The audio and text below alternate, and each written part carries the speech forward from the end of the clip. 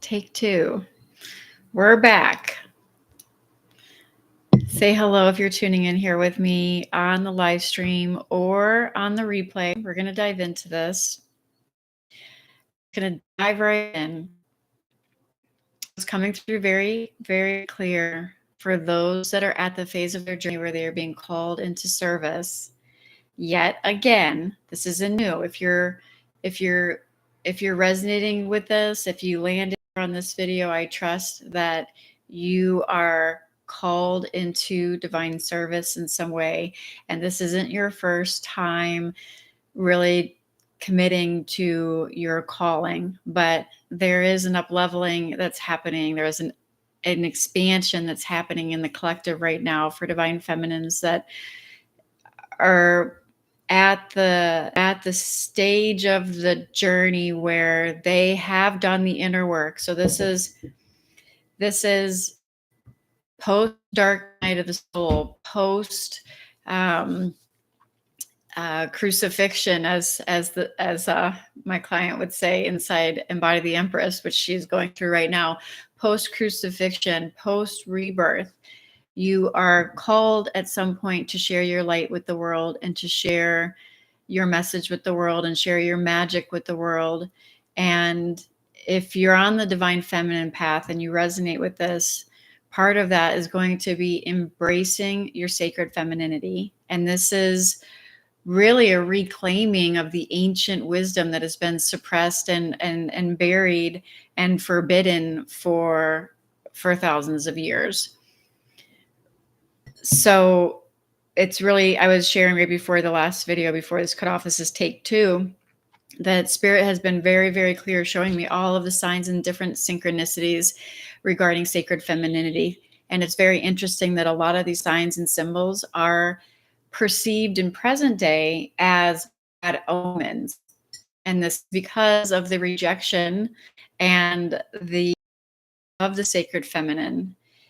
It pre-Christian, when sacred femininity was flourishing and very much associated with goddess worship and goddess frequency, very connected to your intuition, your magic, your mystery, the feminine healing arts and things like that, which later were deemed as, witchcraft and things like that. So, for example, Spirit's been sending me the black cat animal totem and number 13 and a couple of other synchronicities, all pointing to sacred femininity and all of these omens deemed as bad luck or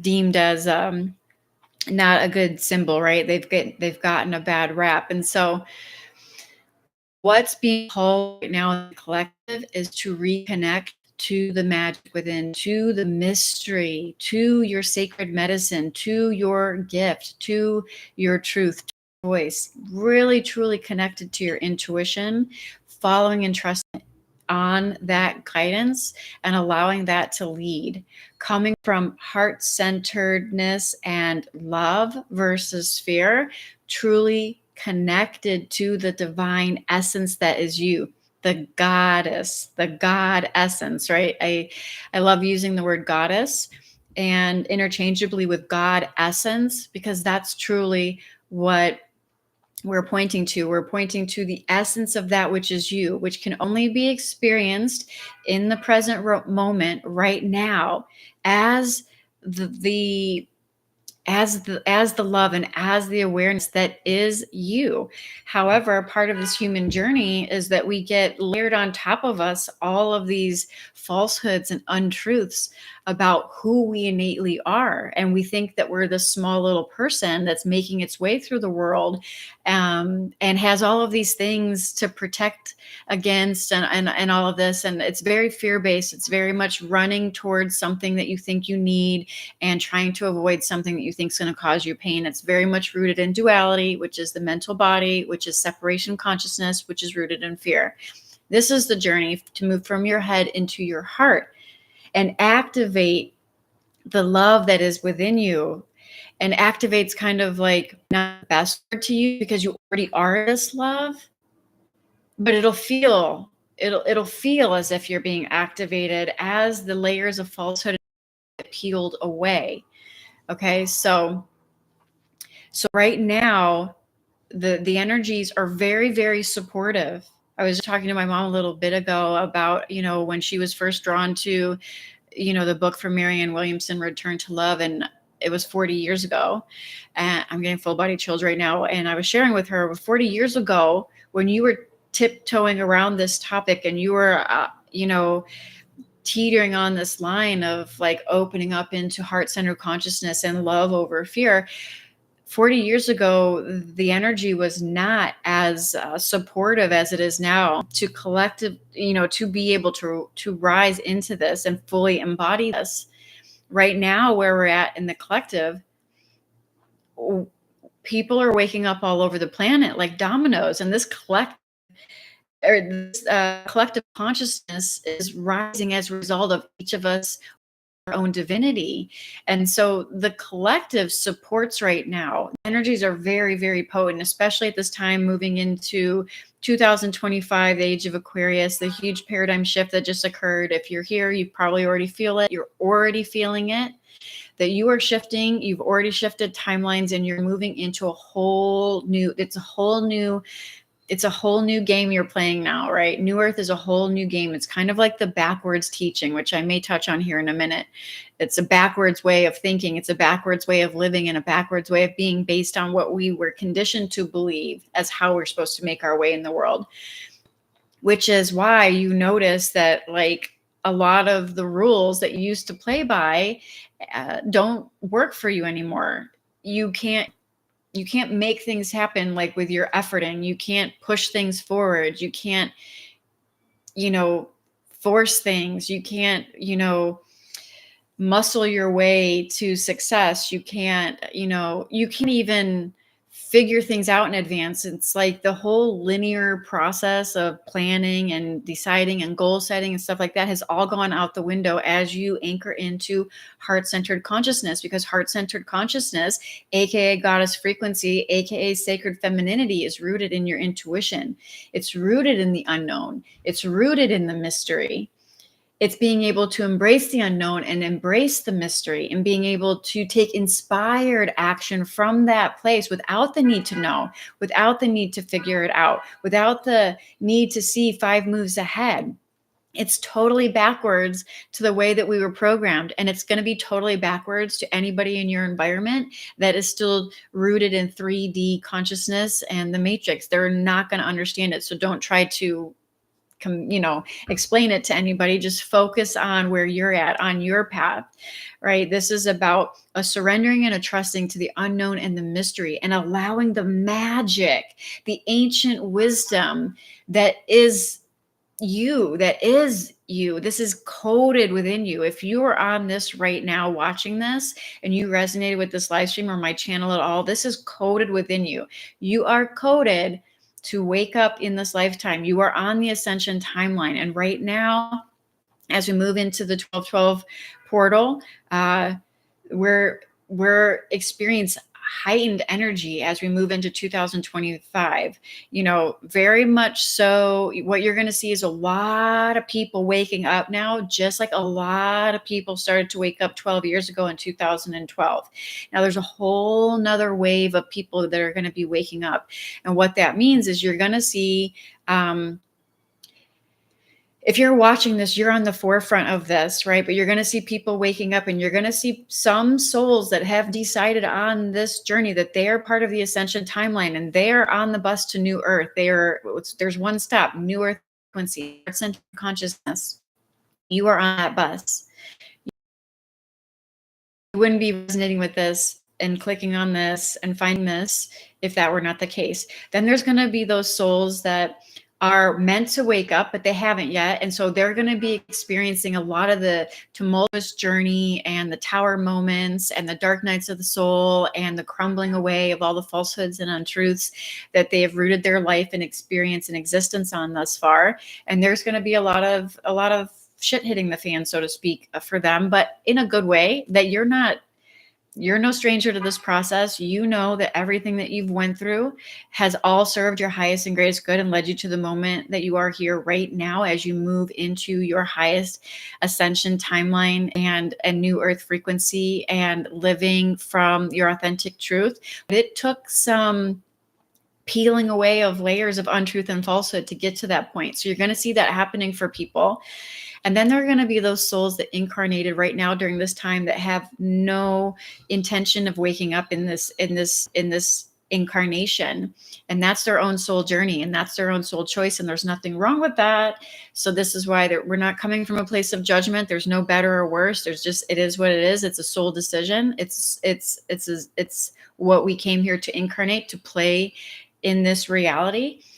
If you're watching this though, you are on the new earth timeline, you are on the ascension timeline, and you are here to lead from love. And you cannot lead from love if you are still disowning your own self in any way. So what's going to happen for a lot of divine feminines moving forward, as of already, it's already happening, but it's going to be even more prevalent. It's going to be very, very uncomfortable.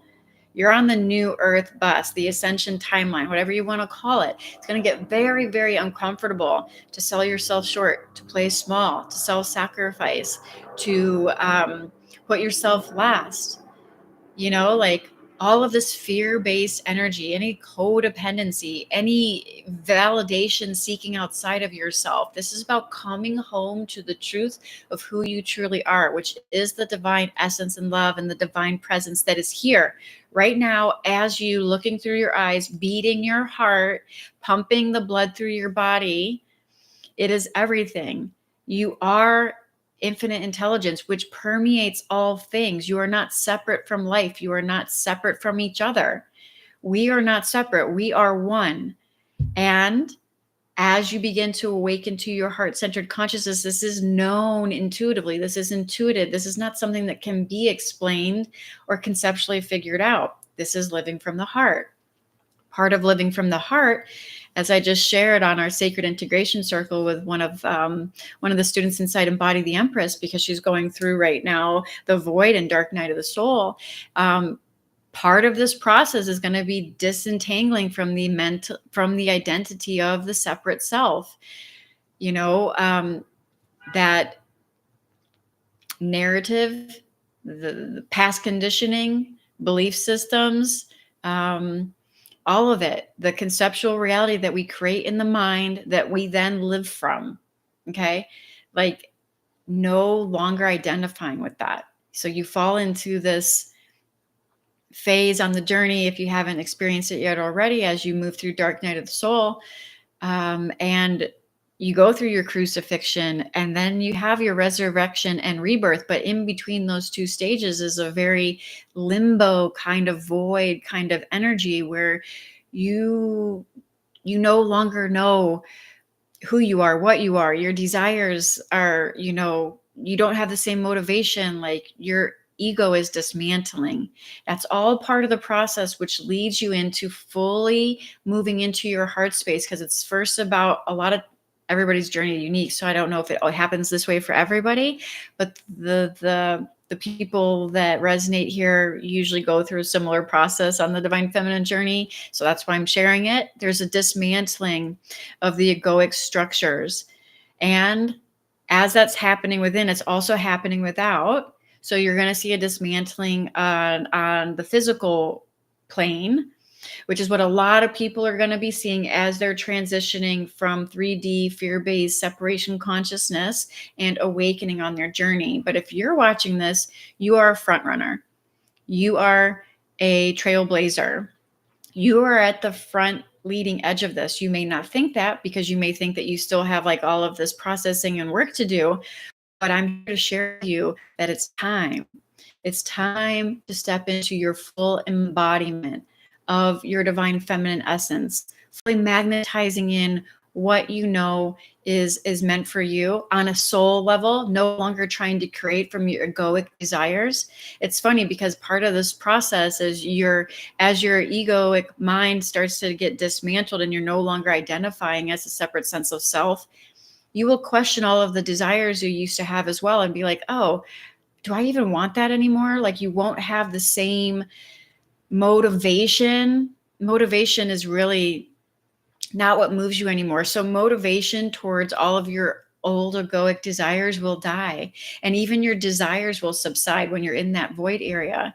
But that's because your personal will, that is very much rooted in your sacral chakra, your personal will is surrendering to the divine will, which is rooted in the heart and connected to your solar plexus chakra. So now your the divine will is in the driver's seat, so to speak, and your heart is your compass. It's no longer your egoic mind. So you will see certain things fall away that you're no longer even interested in, but your soul core values, your soul core desires, the things that light you up, the things that set your heart on fire, the things that light your soul up, the little things that maybe you even forgot about over the course of your journey because it didn't make sense somehow and you were too caught up in trying to make things work through the mental body. All of those desires and soul core, heart-centered desires will start to bubble up to the surface, and you will move into this phase of heart-centered creation that is rooted in the unknown and the mystery, which is bringing me full circle back to sacred femininity, which is following your intuition, following your heart, tapping into the goddess frequency of that which you are and allowing that to lead, which you can only do in the present moment right now, which means you got to be willing at some point to make a healthy, discerning decision and choose what you're going to be devoted to. Are you going to be devoted to the mind, or are you going to be devoted to heart-centered creation? Because on this journey, you cannot serve two masters, and you're on the ascension timeline. So you're already going to choose heart-centeredness. It's just a matter of how long you want to feel like you're swimming upstream, like you're swimming against the current, right? Because the frequency on the planet is rising. The collective consciousness is rising in frequency. And so even new souls being incarnated right now. You've heard of crystal children, you've heard of indigo children, you've heard of all of that, right? New souls are being born into planet Earth right now, and they don't have to go through the muck in order to get to that. They have their own set of challenges, of course, but they don't have to go through all of this wounded energy. They're already being born into they're already being incarnated in high frequency, rooted in love, and they're going to be able to stay in that presence and essence much more easily than previous generations when the energies were more dense and there was a lot more ancestral trauma and things like that to heal. A lot of new souls being incarnated are already coming in very, very high frequency, rooted in love, and they're not going to have to overcome the same obstacles. What does that mean? It means that moment to moment, the souls that are being born are populating planet Earth with higher frequency consciousness. And then you have those that are waking up around the globe, that are waking up in like dominoes, just waking up all around the globe, which is also raising in consciousness. So what does that mean? It means the collective consciousness is rising.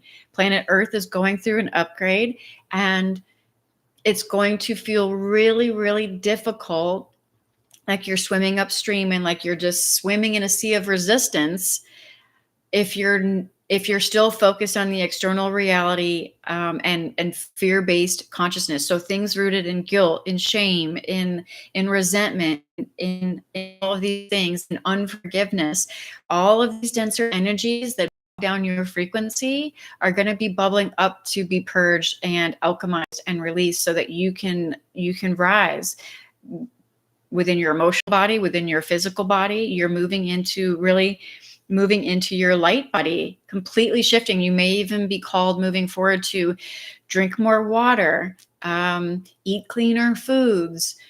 Right now, water is key because water is a conduit. And the more water you have, the more you're going to be able to absorb the frequencies that are coming in and the light codes and the activations that are coming in and hitting planet Earth right now. So you may feel naturally called to move your body more and move your energy, whether that be through yoga or dance or Tai Chi or whatever you're being called to in order to move energy. You are a conduit. You are a channel. You are a vessel of divine light and love. You are on the bus that there's one stop. new earth. And it sounds like that's a destination in the future. It's not. It's a destination right now. It exists within you. It's right now. It's right here. You are it. And you realize this as you're able to stay present in the moment, anchored with your breath and in your body, trusting yourself, which is key on this journey, and trusting in the divine, which are two of one and of the same, because you are not separate from the divine. And part of the divine feminine journey is to develop this trust. One of the biggest roadblocks on this journey is self-doubt, or doubt in general. You doubt the journey, you doubt yourself, you doubt your intuition, you can't trust your guidance, you can't trust the signs and synchronicities, you can't trust what the universe is reflecting back to you.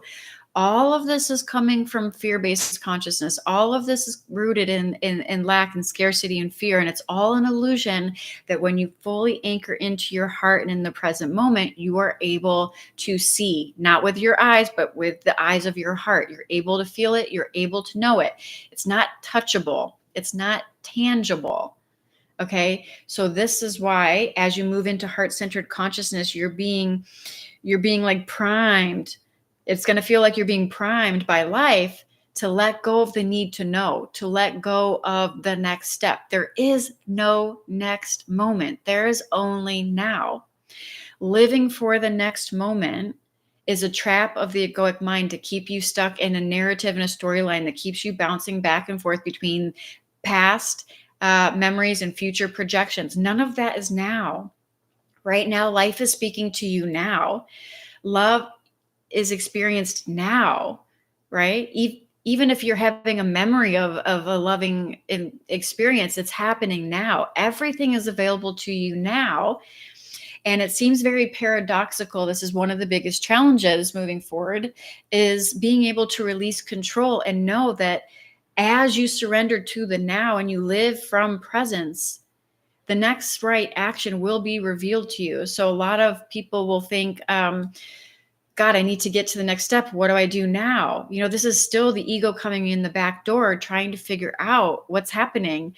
And it's trying hard. It's trying to figure it out, but it's not going to win. And I'm here to share with you the shortcut. If you want the shortcut, is to come into your heart, live in the now, follow your next inspired action, and trust and know that everything is going to work out in your favor, and take the next inspired action. You actually have to take the next inspired action. You can't sabotage it. You can't bypass it. And it's not going to be necessarily what you think. Your next inspired action could be to go spend time in nature. Your next inspired action could be to take a really long walk with your dogs. Your next inspired action could be to take a dance class or a yoga class. Trust in that. Know that that is your next step.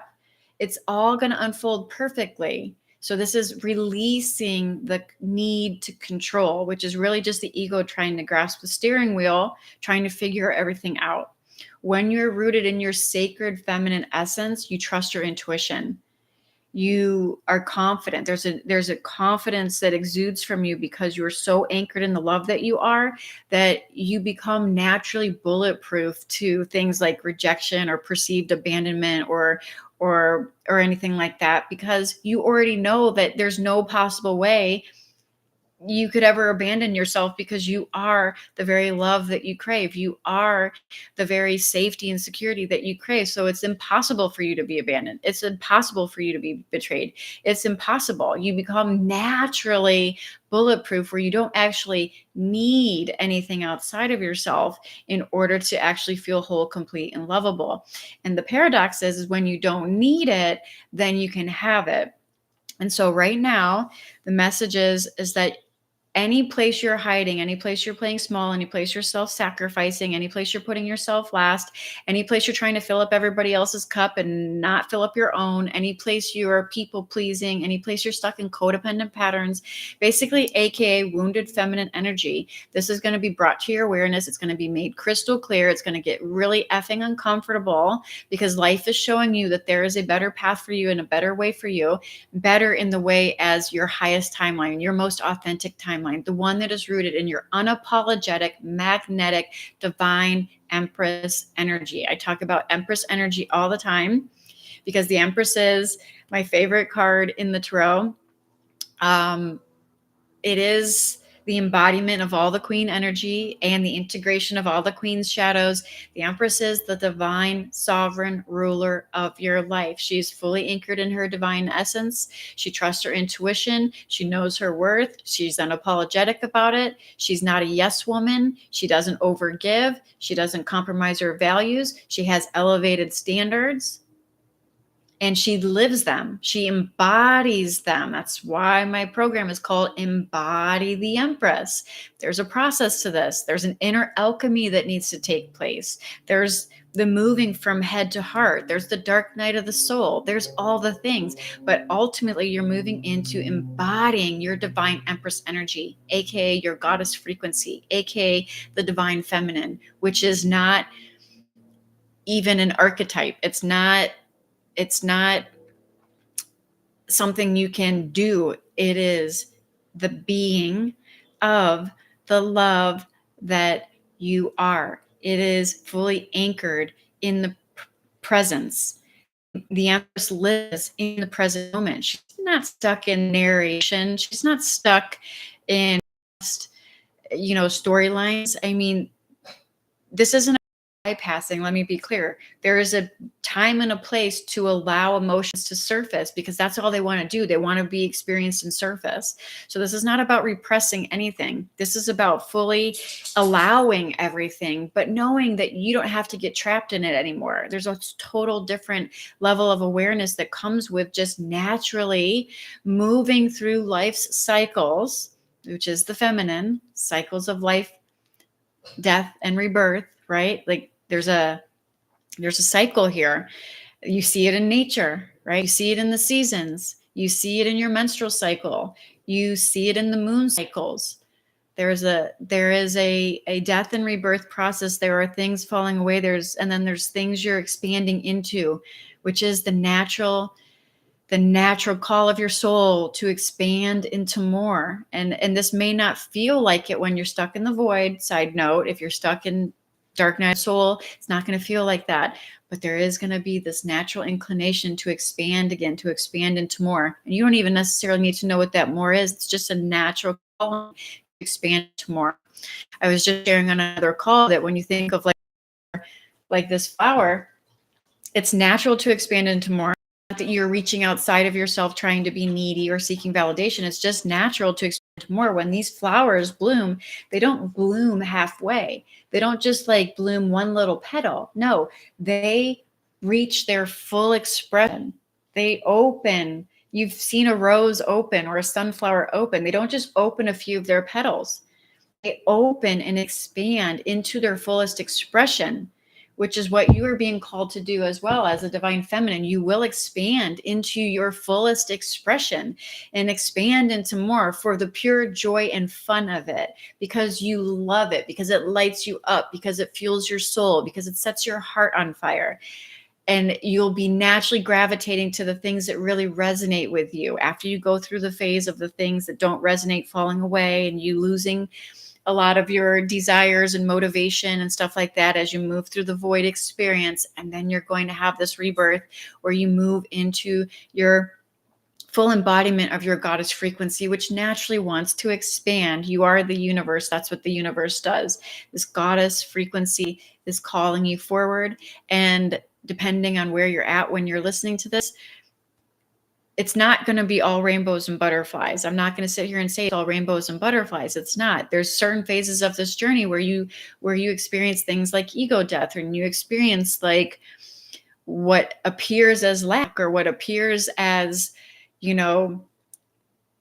everything not working out for you. But in actuality, everything is working out for you. And what you're doing is your attachment to things outside of yourself in order to validate you, so that you can move forward as a free and sovereign being, unapologetic in who you are and what you are, which is not this physical person that you think you are watching the screen, right? You are a divine stream of consciousness having a human experience. And as you begin to realize this and then live by this and then activate this from within, so it's fully embodied and anchored in your beingness, then inspired action will rise up and you will naturally move into your next version, your expansion, we'll say. I don't like to use the word next because it applies that there's like this future moment. You can just feel and know that you're expanding into more, but you don't need to know what that more is. And the more you try to figure it out, the more you're getting trapped again in the mental body. This is about full expansion from within and following the nudges and trusting in your intuition. So again, circling back to sacred femininity, rooted in your intuition, the mystery, the unknown, right? Like living from that, the magic within you. This is where you will be called to share your sacred medicine with the world, whatever that means for you.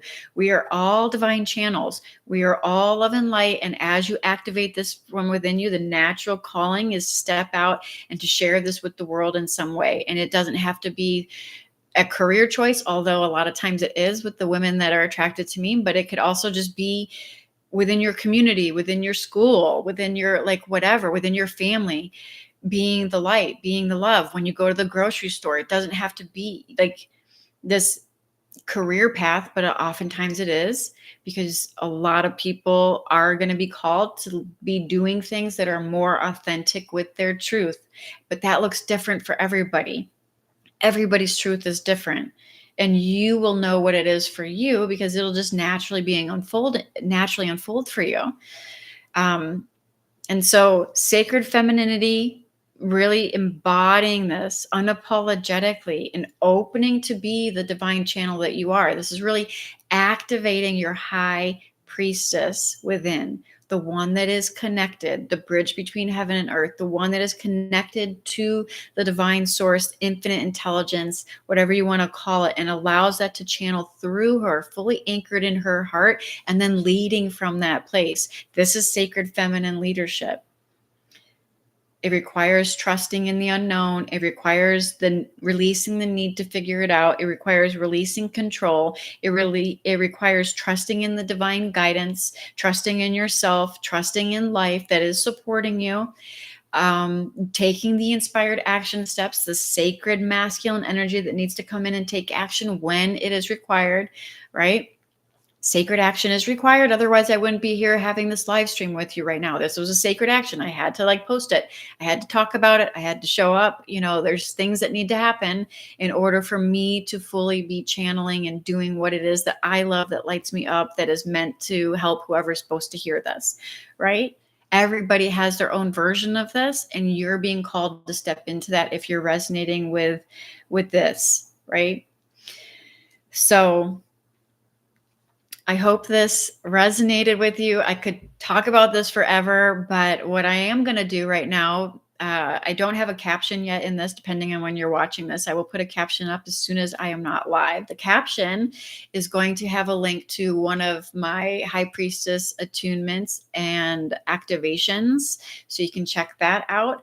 And this is really cool. What I'm being called to create right now is coming up next Friday, on Friday the 13th. The 13th, this is so symbolic, you guys. Like I can't even plan it any better. So I'm getting all these signs and synchronicities around sacred feminine, and all of the omens that have been stuck or deemed, you know, rooted in evil or something like that, such as the black cat, such as the number 13, which are actually very, very tied to sacred femininity. The 13 lunar cycles. There are goddesses associated with the number 13, 13 menstrual cycles, typically for a woman in a given year. And the black cat so associated with intuition and being unapologetic and confident, and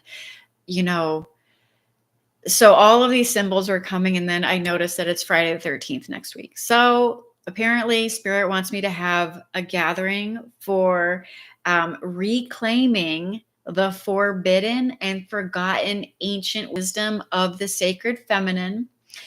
So it's really rooted in activating your magnetism unapologetically, Black Cat Edition on Friday the 13th, which is so symbolic because Friday the 13th is actually in pre-Christian era was also very much associated with a day of goddess worship. So we have Friday the 13th. The 13th is a sacred number for feminine energy.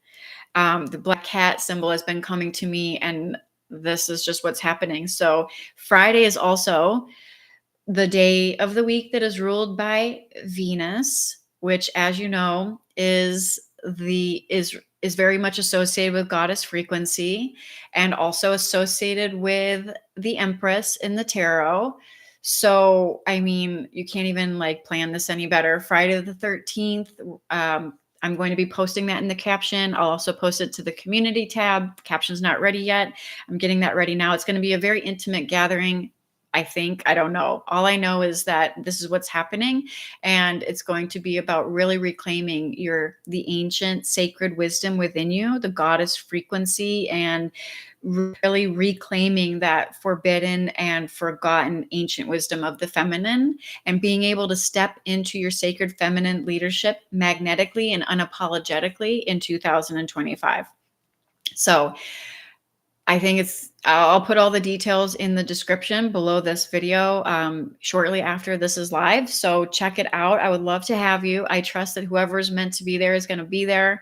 And yeah, I hope this finds you well. And until next time, namaste.